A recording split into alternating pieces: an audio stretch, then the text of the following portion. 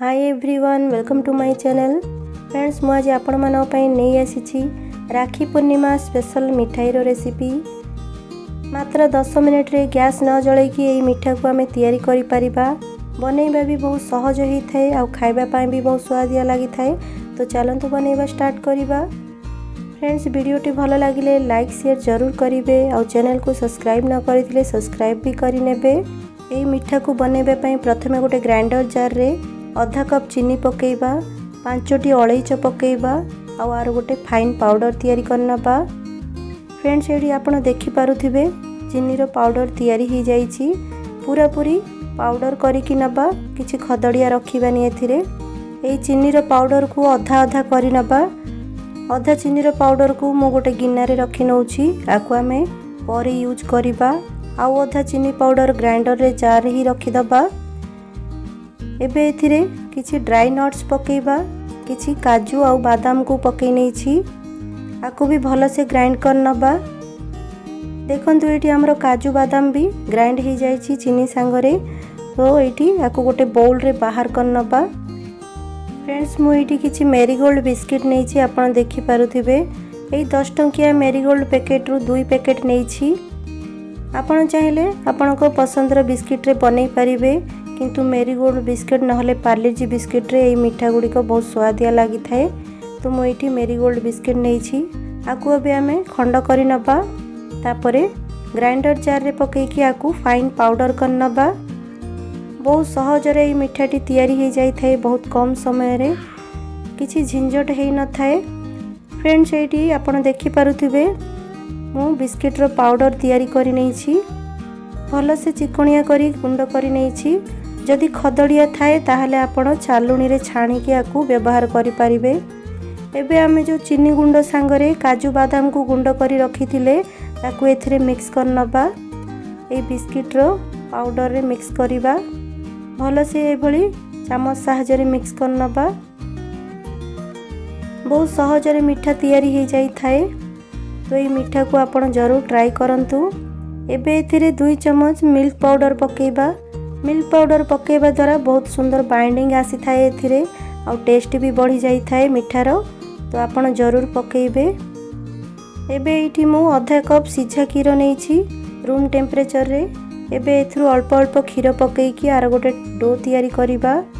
एका संगरे क्षीर को पकेइबानी, अल्प अल्प क्षीर देकी आर गोटे टाइट डो तैयारी करिबा। एका संगरे क्षीर पकेइबा द्वारा डोटी सॉफ्ट हो जाई थाए, सेति पय अल्प अल्प क्षीर पकेइकी आकु तैयारी करिबा। एबे मु एठी गोटे पिंच रो ऑरेंज फूड कलर पकेई दै छी। ऑरेंज फूड कलर पकेइबा द्वारा आरो कलर अल्प टिके चेंज हो जाई थाए। आकु पकेइबा ऑप्शनल अछि। जदि आपनक पाखरे थाए ताहले पकेइबे, नहले स्किप भी करि परिबे। देखंतु एठी हमर डो तैयारी हो जाई छी। एबे आकु हमें साइड रे रखिबा।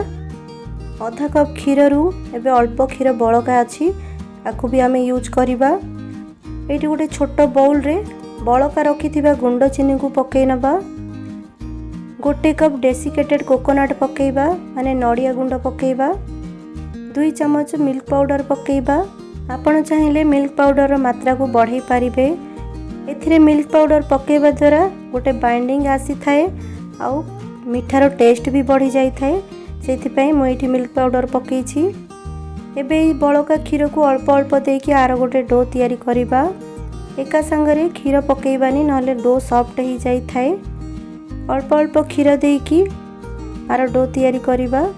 डो को बेसी सॉफ्ट करिबानी।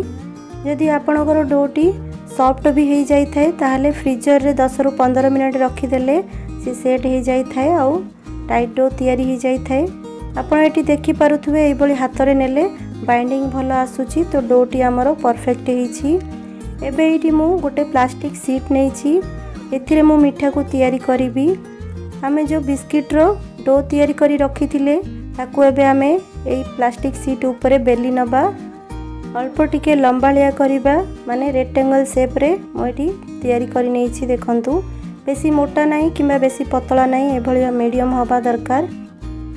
एबे आकु एठी आ ऊपरे रखि सारला परे आमे जो व्हाइट वाला डो तैयारी करथिले कोकोनट पाउडर रे ताकू एथिरे रखिबा। एभली लंबालिया करी रखि नबा। मझिरे एभली हाथ रे साइज कर नबा। जेते बड़ मिठाई रे रोल तैयारी करने को चाहती से हिसाब रे आपण सब ए जिनिस नेबे आकू एभली लंबा करिकी मझिरे रखिबे। तापरे साइड रो अल्प अल्प काटी नेबा। देखंतु साइड रो अल्प अल्प काटी सारला पर ये परफेक्ट शेप रे आसी जिवो। तापरे आर गोटे रोल तैयारी करिबा।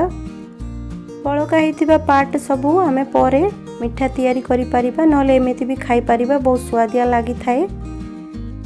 एबे ई प्लास्टिक शीट साहाय्य रे आर गोटे रोल तैयारी करिबा। दुई पट साइड रु एभली आनिकी दुईटी को जॉइंट कर नबा। देखंतु दुई पट साइड को एभली हाथ रे जॉइंट करिकी व्हाइट पार्ट को कवर कर नबा। बहुत सहज रे ई रोलटी तैयारी हो जाय थाए, किछि झंझट हे न थाए। आपण एटी देखि पारुथबे रोलटी को मु तैयारी कर नेछि। एबे ई प्लास्टिक शीट ऊपर रोल को रखिकी गुड़े नबा। तापरे आकु अल्प अल्प हाथ रे प्रेस करिकी एभली हाथ रे साइज कर नबा। रोलटी को बेसी मोटा किंबा बेसी पतला करिबानी, मीडियम रखिबा। एबे ई मिठा रोल को आमे फ्रिज रे आधा घंटा जाई सेट हवा पई रखि दबा। फ्रेंड्स एटी आधा घंटा हो जाइछि, हमर मिठा रोलटी सेट हो जाइछि। एबे आकु आमे कट करिबा। प्लास्टिक शीट रु बाहर करिकी आकु गोटे प्लेट रे रखिबा। आपण एटी देखि पारुथबे बहुत सुंदर कलर आछि आ भलो से सेट भी हो जाइछि। एई भली हबा दरकार। आकु एबे आमे हाथ रे अल्प अल्प एभली सेट कर नबा। तापरे दुई पट साइड को चाकू सहाय्य रे कट कर नबा। बहुत कम समय रे कम परिश्रम रे आ घर रही किछि जिनिस रे ही एई मिठा तैयारी हो जाई थाए।